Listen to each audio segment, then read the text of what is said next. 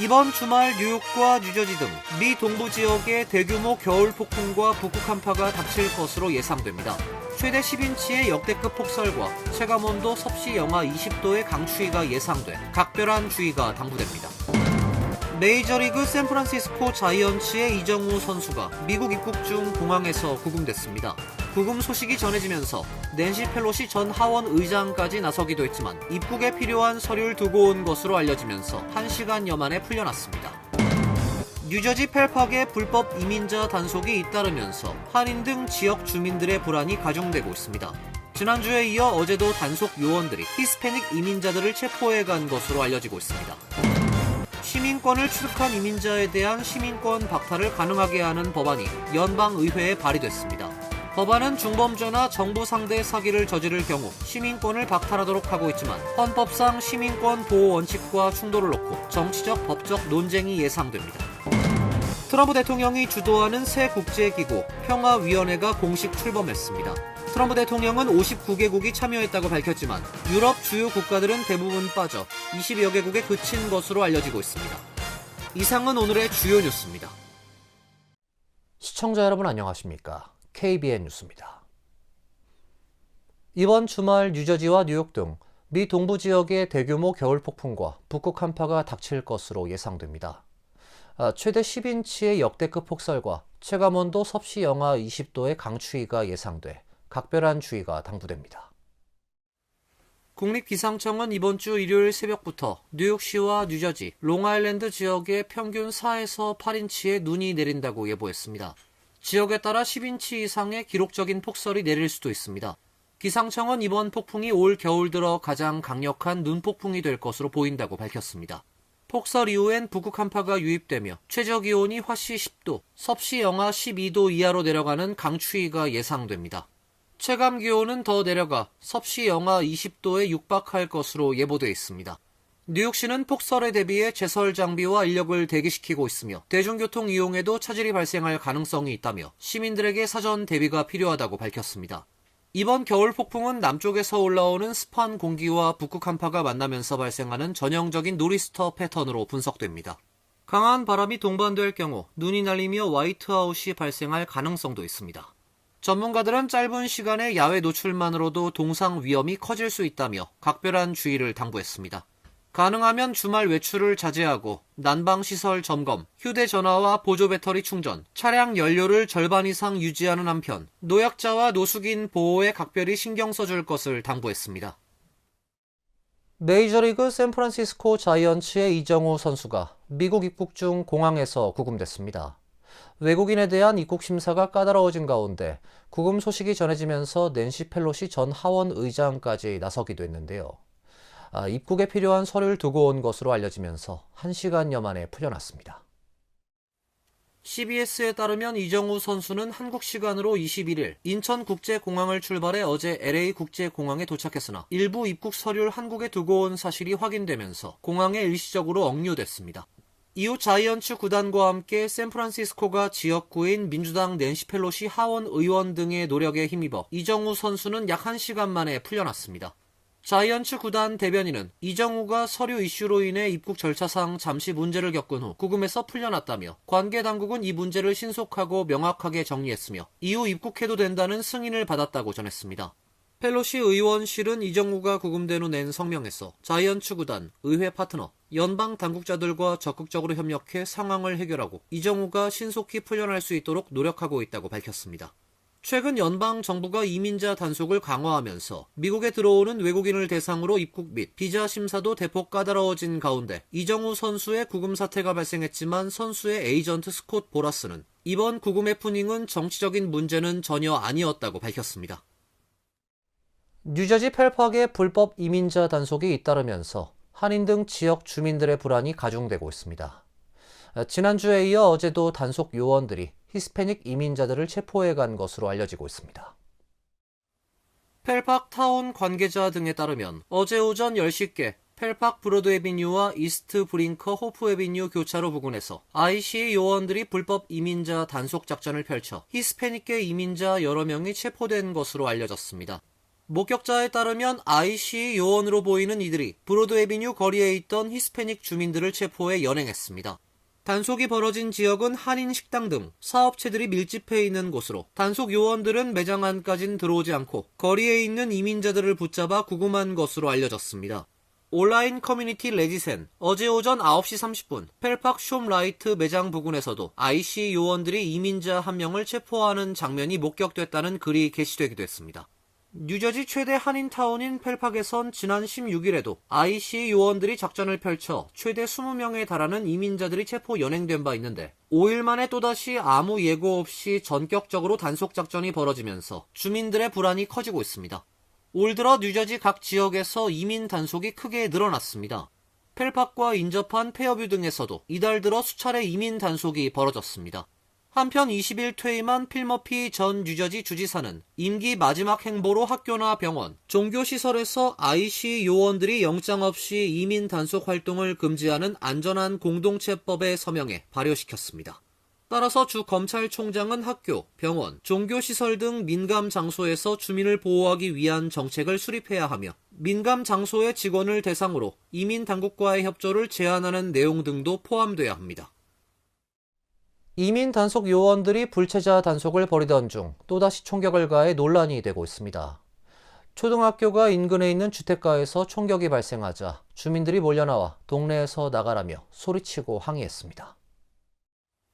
LA 카운티 셰리프국에 따르면 어제 오전 7시쯤 사우스 LA의 윌로브룩 지역 126가와 모나 블러바드 인근에서 DHS 소속 연방 요원 한 명이 단속 과정에서 총을 발포했습니다. 연방 당국은 표적 단속 중 용의자가 차량으로 요원들을 위협해 방어 차원에서 발포했다고 밝혔습니다. 다만 용의자는 총에 맞지 않았고 차량에서 내려 도주하다 현장에서 체포됐습니다. LA 카운티 셰리프국은 외곽 경계 교통 통제를 요청받아 출동했으며 사건엔 직접 관여하지 않았다고 밝혔습니다. 사건 현장에선 차량 앞부분이 파손되고 에어백이 터진 은색 BMW 차량이 발견됐으며 인근 주택가 도로는 당국이 저지선을 설치해 차단했습니다. 목격자들은 연방 요원들이 차량을 추격하던 중 총격이 발생했다고 전했습니다. DHS에 따르면 단속 대상은 엘살바도르 국적의 미립국자로 인신매매 조직에 연루된 혐의가 있으며 배우자 또는 동거인에 대한 가정폭력 전과가 2건 있는 것으로 알려지고 있습니다. 이민법원은 지난 2019년 최종 추방 명령을 내린 상태였습니다. 한적한 주택가에서 총격이 발생하자 주민들은 즉각 반발했습니다. 수십 명의 주민이 모여 항의했으며 일부는 요원들을 향해 동네에서 나가라고 외치며 휴대전화 등으로 촬영하기도 했습니다.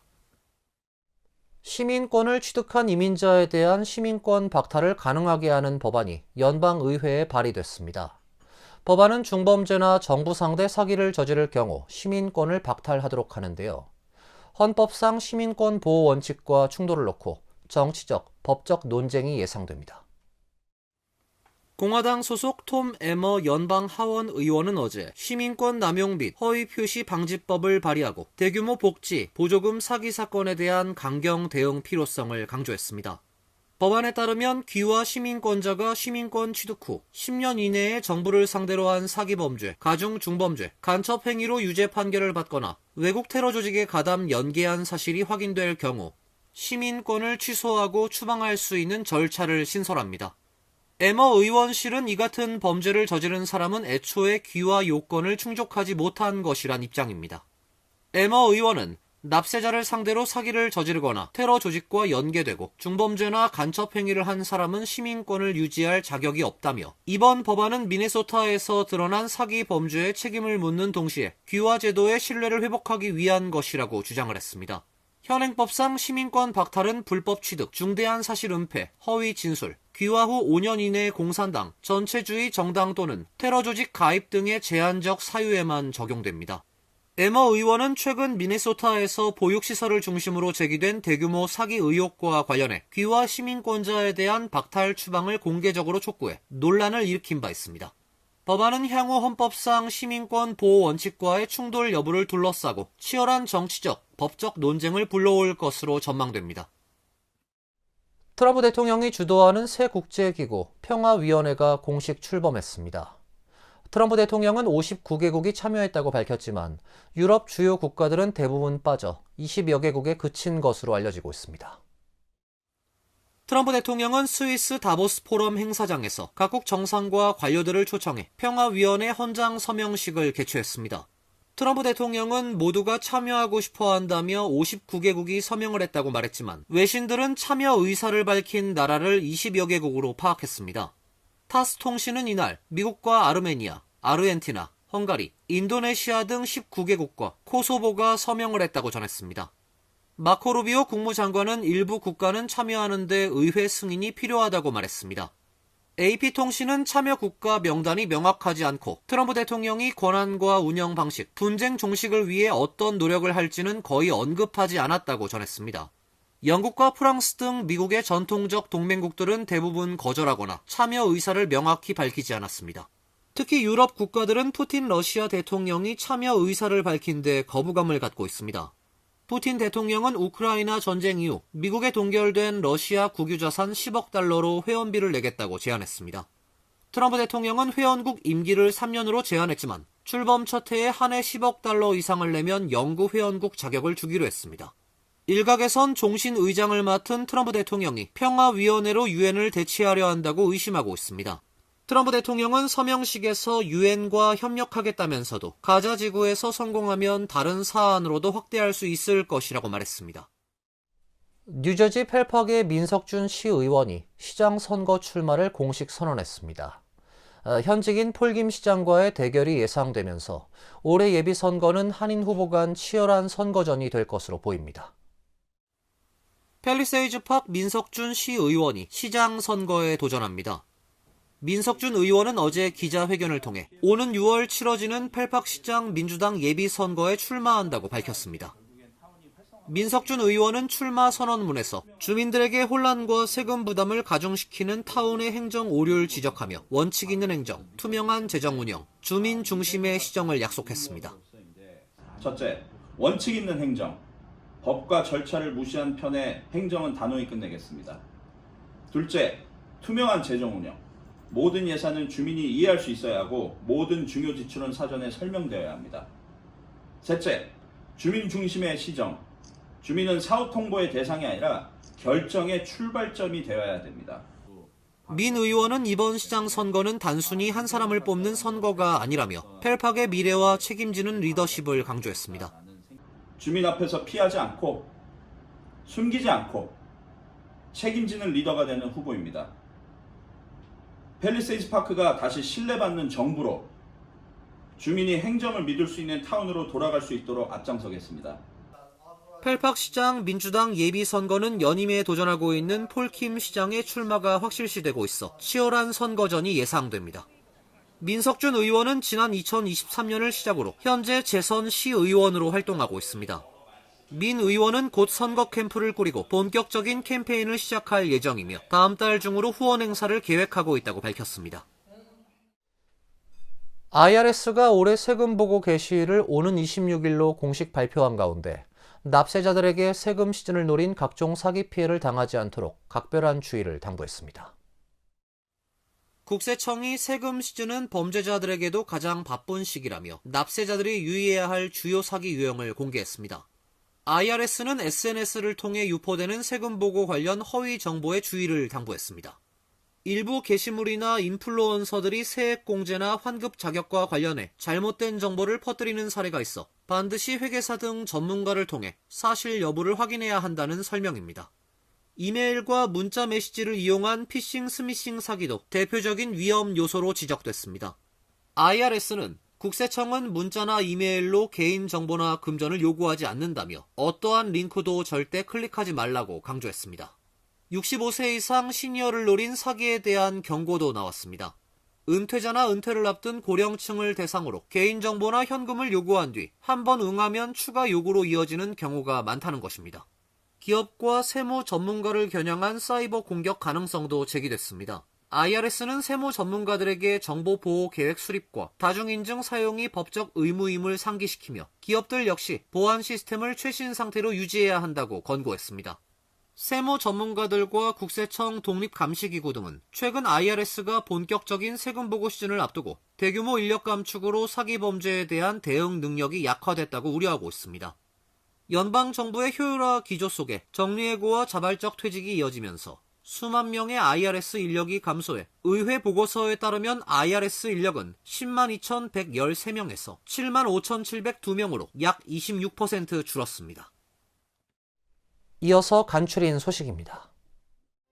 한국 병역 의무자의 국외 체류 관리 강화를 위한 단기 국외 여행 허가 제도가 대폭 변경됩니다.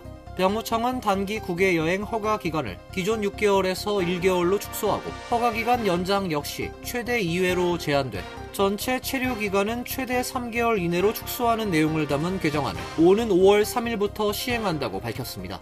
위반 시 적용되던 고발 유예 기간도 기존 30일에서 15일로 축소됩니다. 단기 국외 여행이란 관광이나 친지 방문 등 일시적 체제를 목적으로 출국하는 경우를 말합니다.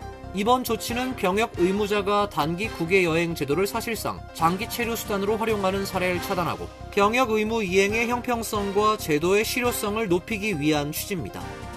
DHS는 21일 성명을 통해 CBP 홈 앱을 통해 자진 출국을 신청하는 불법 체류자에게 $2,600의 출국 지원금과 무료 항공권을 제공한다고 밝혔습니다. 기존 지원금은 $1,000였으며 이번 조치는 이날부터 즉시 시행됐습니다. 크리스티놈 장관은 납세자들의 부담을 줄이고 불체자들이 합법적인 방식으로 출국하도록 유도하기 위한 조치라고 설명했습니다. DHS에 따르면 불체자를 강제 추방할 경우 1인당 평균 비용은 $18,245에 달하는 것으로 알려졌습니다. 미국의 쿠팡 투자사인 그린옥스와 알티미터가 한국 정부가 쿠팡에 차별적 대우를 하고 있다며 미국 정부의 조사와 잠재적 무역 구제 조치 부과를 요청하는 청원을 제출했습니다. 로이터 통신에 따르면 그린옥스와 알티미터는 어제 미국 무역 대표부의 한국의 조치를 조사하고 관세 및 기타 제재를 포함할 수 있는 적절한 무역 구제 조치를 검토해달라고 요청했습니다. 또한 두 기업은 한미 자유무역협정에 따라 한국 정부를 상대로도 중재 신청을 제기했습니다. 두 기업은 쿠팡의 개인정보 유출 사건에 대한 한국 정부의 대응은 통상적인 규제 집행 범위를 크게 벗어났다며 한국 정부의 쿠팡을 겨냥한 일련의 조치로 투자자들이 수십억 달러의 손실을 입었다고 주장했습니다. 뉴욕 총영사관이 맨해튼 청사 이전을 완료하고 20일부터 신청사에서 민원실 업무를 정상 운영하기 시작했습니다. 기존 청사의 대각선 길 건너편에 위치한 이전한 뉴욕 총영사관 신청사는 1층 일부 공간과 2층 전체, 3층과 5층의 일부 공간을 영사관으로 사용합니다. 민원실은 1층과 2층에 설치됐으며 특히 1층엔 장애인과 노인 등 거동이 어려운 민원인들을 위한 업무 공간이 마련됐습니다. 영사관은 어제부터 웹사이트에 청사 이전 완료 및 민원 업무 정상 운영 안내를 공지하고 민원 업무를 예약한 민원인들에게 신청사 이전에 대해 개별적으로 알리는 등 불편을 최소화하기 위해 노력하고 있다고 밝혔습니다. 환율과 증권 소식입니다.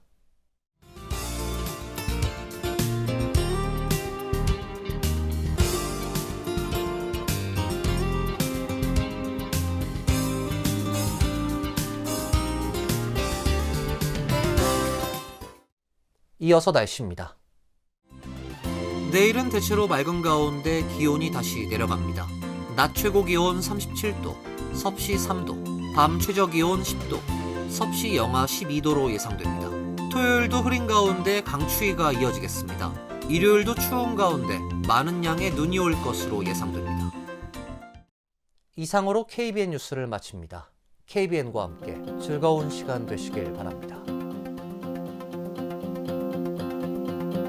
동부 최대 한인방송 KBN이 제작하는 KBN 뉴스는 웹사이트 mykbn.com 그리고 유튜브와 페이스북에서 다시 보실 수 있습니다. 좋아요, 구독, 알림 설정은 뉴스 제작에 큰 도움이 됩니다.